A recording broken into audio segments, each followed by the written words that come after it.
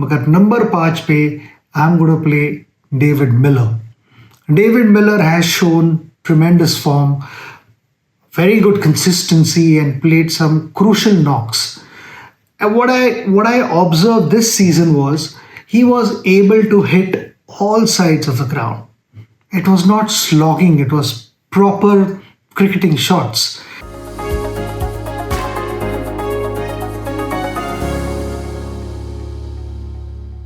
Hello everyone.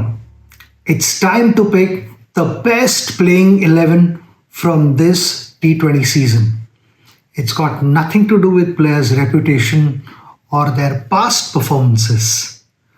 It is purely based on this season and what they've been able to achieve this season. Let me start with the opening player. I would want a left hand right hand combination, and hence I'm going to play Shikhar Dhawan. Shikhar has been a dangerous player. He accelerates beautifully and keeps rotating the strike. A left-hander is always going to be handy.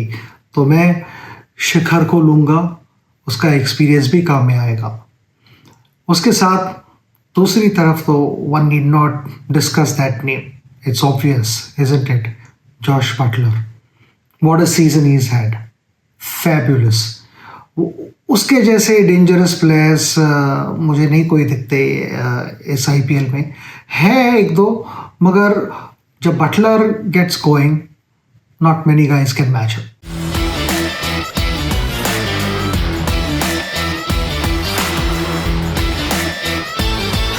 Acer Swift Laptops. तीसरे नंबर पे मैं KL Rahul को रखूंगा. उनकी जो stability है और कंसिस्टेंसी जो उन्होंने दिखाई है, I really like that. And again a player who can pick singles, and when he wants to hit sixes, he has the ability to hit sixes as well. Number 4 पे मैं हार्दिक को रखूंगा. He's shown tremendous form this season, played some crucial knocks. Again, just like KL Rahul, he can hit sixes at will. और उनके पास जो power है वो brute power है.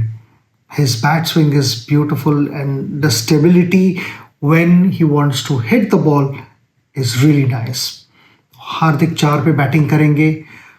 5 नंबर पे मैं और एक लेफ्ट हैंडर लाना चाहूँगा, क्योंकि लेफ्टी राइटी कॉम्बिनेशन होना बहुत इंपॉर्टेंट है.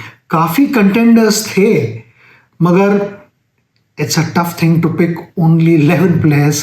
Unfortunately, there are a number of names who miss out.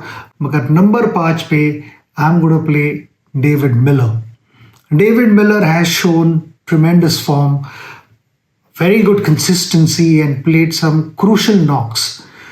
And what I observed this season was he was able to hit all sides of the ground. It was not slogging; it was proper cricketing shots. He was just improvising them, and it was a treat to watch. So David Miller at number 5.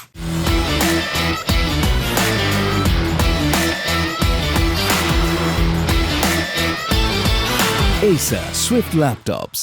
Now number 6, again, to balance the squad, I would want to bring in Livingston. Livingstone को number 6 पे ला रहा हूँ क्योंकि उनके पास वापस छक्के चौके मारने की एबिलिटी है. वो डेंजरस प्लेयर है. आते ही उनका जो बैट स्विंग देखने मिलता है वो बहुत, he is very clear in his mind. वो कंफ्यूज नहीं लगते मुझे, और he backs himself. You know, situation चाहे कोई भी रहे, he backs himself to play big shots. And at number 6 that's a good position for him, क्योंकि उसकी बॉलिंग भी काम में आएगी कि वो ऑफ स्पिन डालेंगे. मैं ज़्यादा करके उन्हें ऑफ स्पिन डालने के लिए कहूँगा. मैं बताऊँगा आपको क्यों कह रहा हूँ ये. तो लिविंगस्टन मेरे लिए बैट्समैन तो है ही है, एक्सप्लोसिव प्लेयर, मगर वो ऑफ स्पिन बॉलिंग करेंगे.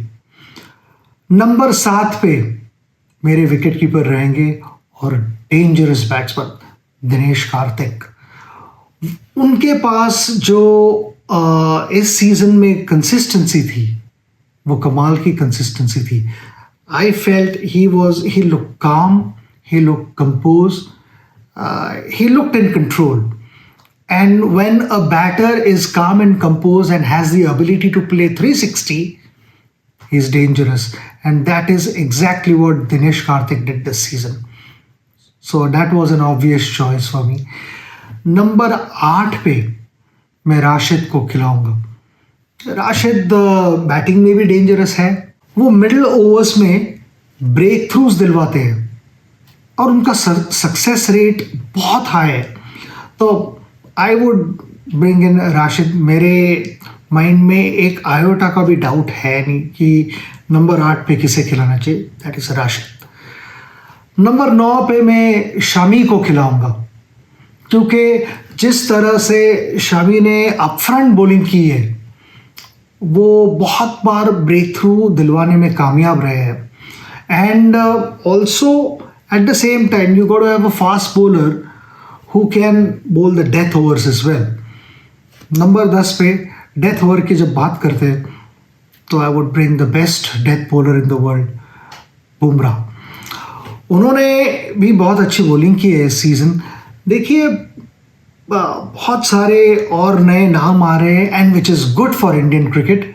They have shown amazing promise. और मैं कहूँगा कि इस समय Bumrah would be my first choice, क्योंकि वो शुरू में भी करते हैं और डेथ ओवर्स भी करते हैं।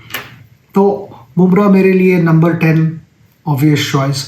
दूसरे बॉलर्स पास में आए, मगर उन्हें और थोड़ा पुश करना पड़ेगा बुमराह को रिप्लेस करने के लिए, मैं कहूँगा। और नंबर 11 पे मैं यूजी चाहल को लाऊंगा। अगेन आपने देखा होगा कि यूजी चाहल हाईएस्ट विकेट टेकर है, और जिस तरह से वो ब्रेक थ्रूज दिलवाते हैं और सोचते हैं, बैट्समैन को हमेशा आउटस्मार्ट करते हैं। तो उनकी कंसिस्टेंसी, उसके साथ राशिद आएंगे बीच वाले ओवर्स में बॉलिंग करने के लिए। अगर बीच में लेफ्ट हैंडर आता है तो I have the option of bringing in Livingstone. मेरे पास तीसरा सीमर भी है, हार्दिक पांड्या, और शुरू में बॉलिंग करेंगे शामी और बुमराह, और डेथ ओवर्स भी शामी और बुमराह ही करेंगे मेरे लिए। तो ये मेरे बॉलिंग ऑप्शंस होते हैं। अब आखिर की बात बहुत इंपॉर्टेंट है कि कैप्टन कौन होगा टीम का।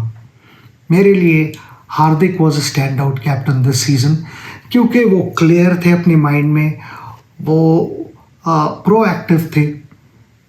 नहीं तो बहुत बार ऐसे होता है कि चौका लगने के बाद कैप्टन वहाँ पे फील्डर लगा देता है। तो ये सारी चीज़ें मैं हमेशा कहता हूँ कि don't regret, celebrate. If you are able to celebrate, that means the captain is outsmarting your opposition. And that is what we saw this season in Hardik's captaincy. That's why I would keep Hardik as the captain. So ये रहे मेरे playing 11 for the season 2022 T20 tournament.